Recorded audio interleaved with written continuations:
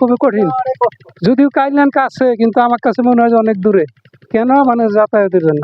প্রিয় দর্শক, এই মুহূর্তে সংবাদ মিডিয়ার পেজে থেকে যুক্ত হচ্ছে আমি আসাদুল। আমি এই মুহূর্তে অবস্থান করছি গোয়ালবাড়ির যে এই মুহূর্তে কিন্তু গোয়ালবাড়িতে বৃষ্টি রয়েছে। এই মুহূর্তে আমরা সেই ব্রিজের উপরে দাঁড়িয়ে আছি। তো এই মুহূর্তে যদি আমি যে বৃষ্টির উপরে দাঁড়িয়ে আছি, এই বৃষ্টি কিন্তু নতুন করা হয়েছে এবং কাজ শেষ হয়েছে। তো যেমনটি দেখতে পাচ্ছেন, তো এই ব্রিজের কাজ শেষ হলেও কিন্তু এই রাস্তাতে যারা চলাচল করে তাদের যে ভোগান্তি কিন্তু শেষ হয়নি। যেমনটি আমরা জানতে পেরেছি, এই এলাকার যারা লোক আছে তাদের সাথে আমরা কথা বলে যেমনটি জানতে পেরেছি যে ব্রিজের কাজ শেষ হলেও তাদের যে ভোগান্তি, সেই ভোগান্তি কিন্তু শেষ হচ্ছে না, যেমনটি আমাদেরকে জানিয়েছে। তো আমার পিছনটা যেমনটি একটু যদি দেখানোর চেষ্টা করি, তাহলে কিন্তু দেখতে পাচ্ছেন যে রাস্তাটি নিচু হওয়ার কারণে কিন্তু বর্ষা মাসে কথা যদি বলি, বর্ষা মাসে কিন্তু রাস্তাটা ডুবে যায় পানিতে।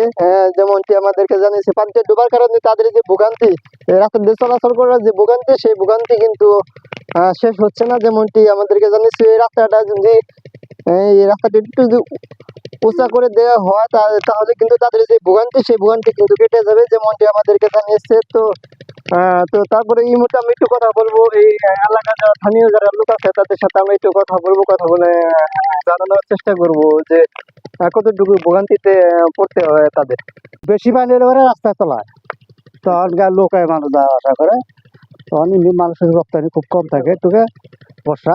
আর যদি রাস্তা শূন্য থাকে তাহলে ওই দক্ষিণ মানুষের রপ্তানি আছে, তাহলে ওই দিক দিয়ে মানুষ চলাফেরা আছে। বর্ষা মাস হলে আপনাদের রাস্তাটা উঁচা করে দিয়েছেন না, তাহলে সবসময় গাড়ি ঘুরে যাবো, সবসময় গাড়ি যাবো।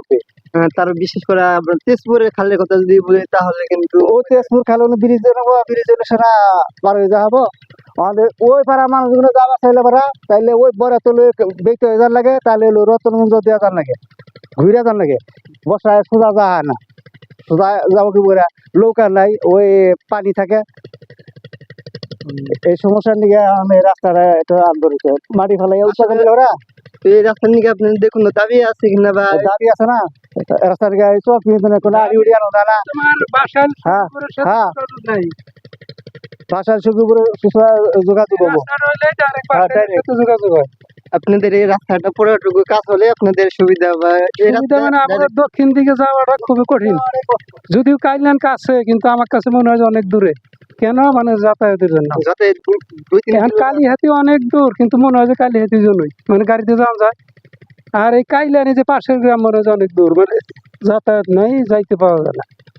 এখন এই জন্য আমাকে বাসাইলের সাথে আমাকে মানে সম্পর্কটা বন্ধ।